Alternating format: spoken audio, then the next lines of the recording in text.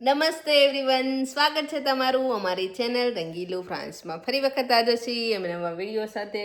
તો આજે છે શનિવાર અને અમે તૈયાર થઈ ગયા છીએ અને અમે તૈયાર થઈને બેઠા છીએ પવિત્રાના પપ્પાની વાટે.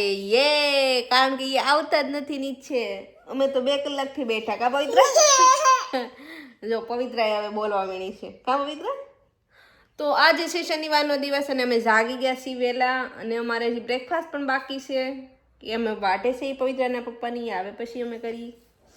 તો બસ આવું કંઈક છે. અને આજે વાતાવરણ પણ બહુ સારું, આજે વાતાવરણ પણ બહુ સારું છે. અને આજે અમે પહેલી વખત પવિત્રાના હેર કટ કરાવવાના છીએ. તો અત્યારે તમે જોજો કે પવિત્રાનો લુક કેવો છે. અને અમે ત્યાર પછી બતાવશું કે જ્યારે અમે વાળ કટિંગ કરાવવા જાઉં. પવિત્રાના વાળ બહુ હેરાન કરે છે. વાળ સારા છે એના, પણ બહુ હેરાન કરે છે. અને હું હંમેશા એને ઘણી વખત હું 4 ફૂંકી લઉં, 2 આગળ ને 2 પાછળ, પણ એ ખાલી 5 મિનિટ જ રહેવા દે. 5 મિનિટમાં તો એ બધાના લબર કાઢી નાખે. અને અડધી કલાકમાં તો જે પહેલાં હતા ને એવા વાળ થઈ જાય. અને એ બહુ કંટાળી જાય. અને આંખમાં બહુ આડા આવે એટલે એ નીકળી આંખું સોળા કરે. તો પછી અમે નક્કી કરી નાખ્યું કે હવે આપણે વાળ કટિંગ કરાવી નાખીએ. તો બસ આવું કંઈક છે અમારું આજનું. તો વિડીયો જોતા રહેજો. અને વિડીયો ગમે તો લાઈક, શેર, સબસ્ક્રાઈબ કરવાનું પણ ભૂલતા નહીં. તો આજે છે વીકેન્ડ, અમારો ટિપિકલ વીકેન્ડ. અને ફ્રાન્સમાં, યુરોપમાં કેવો ટિપિકલ વીકેન્ડ હોય એઝ એન ઇન્ડિયન તરીકે, એઝ અ ફોરેનર કપલ તરીકે હું તમને બતાવું. અમે 8:30 જાગ્યા, અત્યારે વાગ્યા છે 9. પવિત્રા સાથે છે એટલે મારે થોડુંક ધ્યાન રાખવું પડશે. તો 9 વાગ્યાનો સમય છે. બધી દિનચર્યા કમ્પ્લીટ કરી અને હવે અમારો વીકેન્ડ શરૂ થાય. અમારે જે નાસ્તો દેવા બધું બાકી છે, તો એ અમે કરવાના. અને ત્યારબાદ થોડા ઘણા કામ છે એ અમે કરવાના. તો વિડીયોમાં બના રહેજો અને બધી માહિતી આપશું.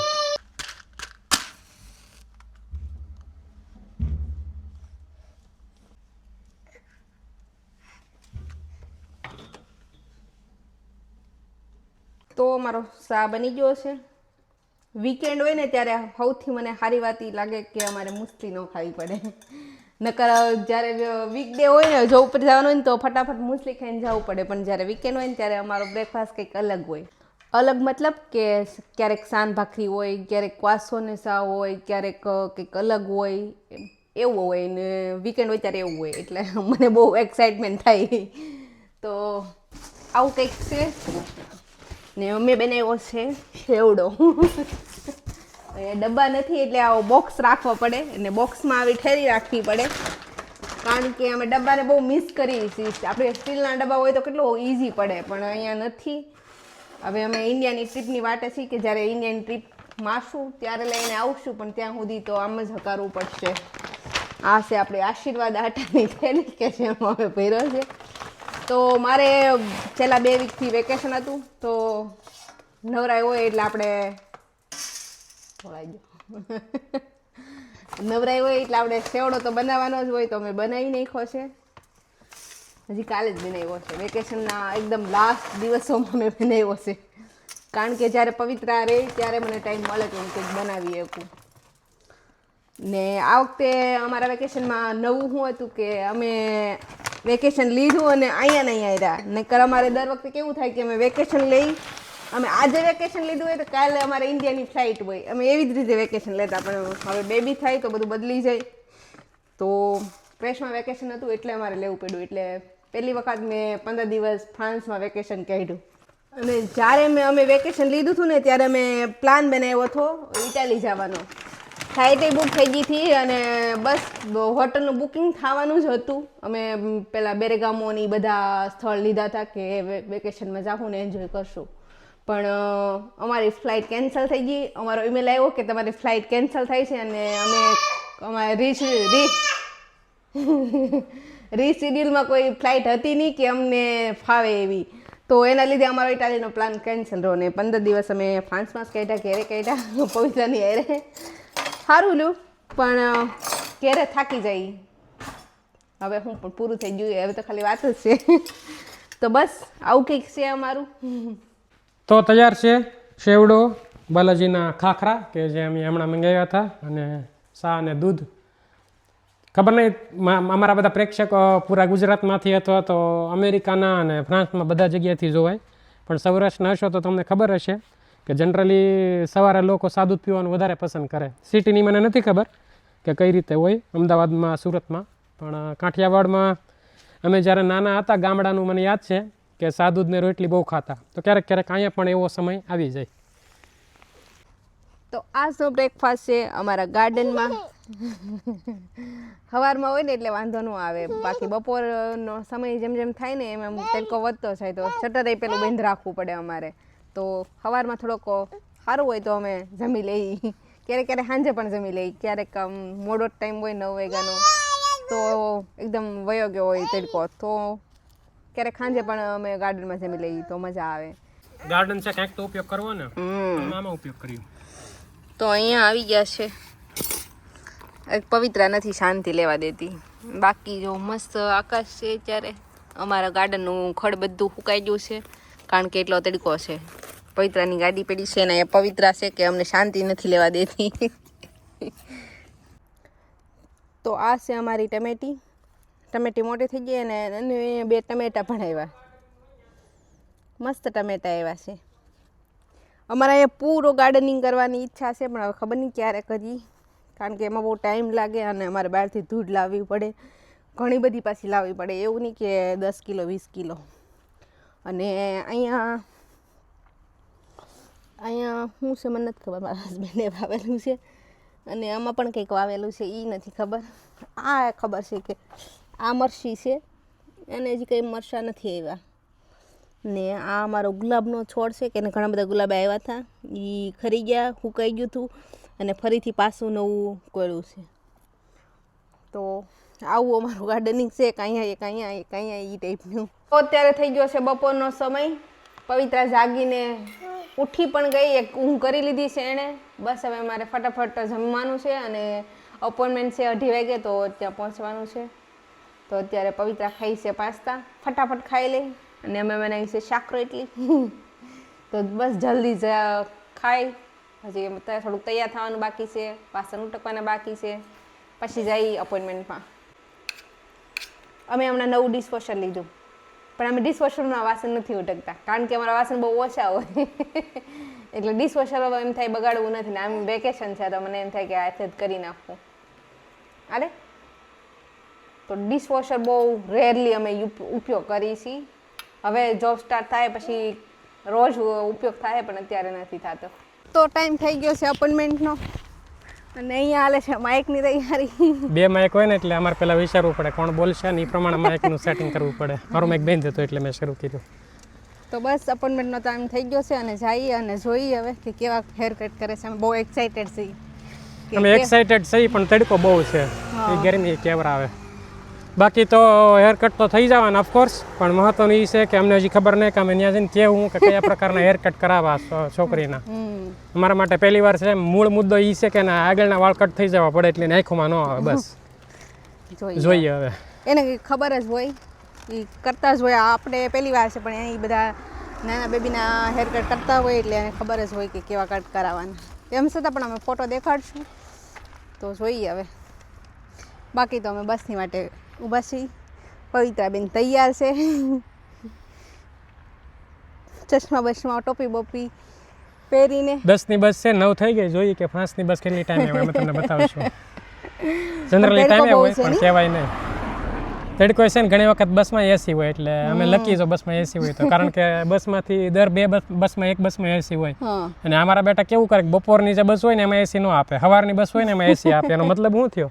સવારે થોડી ગરમી હોય, સવારે ટાઈટ હોય, આપવાની જરૂર પડે બપોરે આવા ભર મધાન તડકા. અત્યારે 2-2:30 વાગ્યાનો તડકો સારો એવો શરૂ થાય તો ઠેઠ બપોરના 6 વાગ્યા સુધી તડકો આવો રહે. 6, 7, 8, 9 વાગ્યા સુધી. 8, 9 વાગ્યા સુધી. પવિત્રા તારા હેર કટ કરાવવાના છે, તું એક્સાઇટેડ છો બટા? પવિત્રા કે મમ્મી મને નથી ખબર. ફાઇનલી અમારી બસ આવી ગઈ છે. એ 5 મિનિટ લેટ હતી તો અમે તપીને થાકી ગયા ત્યારે અમારી બસ આવી ને અત્યારે અમે જઈએ છીએ હેર કટ માટે. કા પવિત્રા?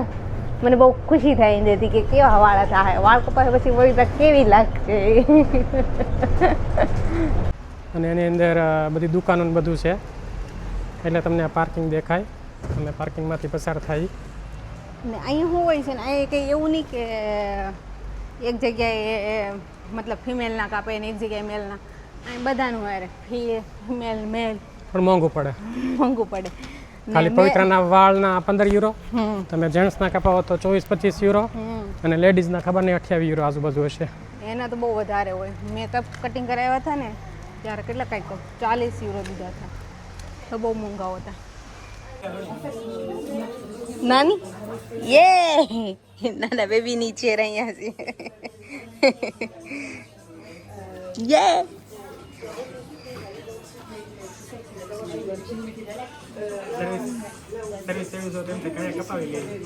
તમારે કપાવ હોય કપાવી લો અહીંયા. મારા હારા બાબર છે ક્યાં? સિટી સેન્ટરમાં. એ મને ઓળખે ને તો હું જેમ કહું ને એવી રીતે મને કાપી દે. એ કેટલામાં કાપી દે? એ કાપી દે છે 15 યુરોમાં. ને અહીંયા કેટલા કા? અહીંયા 25 યુરો લે. મોંઘું પડે અહીંયા. મોંઘું ન પડે. મારા ઓલા સમજાવવું ન પડે, ખબર છે. કેમ કરે ઘોડા?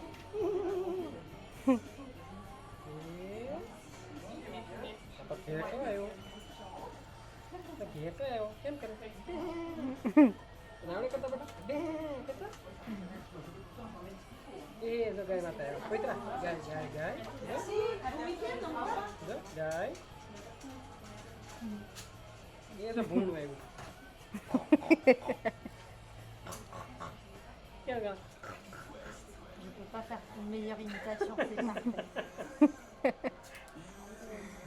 Nous aussi, on ne sait pas, c'est la première fois, donc on ne sait pas comment réagir avec... Moi, j'ai appris que deux continents. J'ai dû me forcer à les apprendre. Est-ce que tu as des concours préférés? Soyez franc. Vous pouvez trop? કાગળ કેમ બોલે? કાગળ કેમ બોલે? આપણે જો આ જઈએ આપણે આ જવું ને એ બીમ જો એ બીમ પવિત્ર જો કુકડો જો સૂર્ય સુને સમજો બેટા આ કોણ છે? નાન ગધેડો. આપણે ગધેડા જો ઇન્ડિયા જાવ ને પછી ગધેડો. પિત્રો કેમ બોલે? પિત્રો પવિત્ર. તો પવિત્રના હેર કટ થઈ ગયા છે, તમે જોઈ શકો એવી રીતે. અમારી અપેક્ષા એ હતી, એવા નથી થયા કે અલગ થયા છે, પણ એ કે આવા જ થાય, નાના બેબીને આનાથી વધારે ન થાય.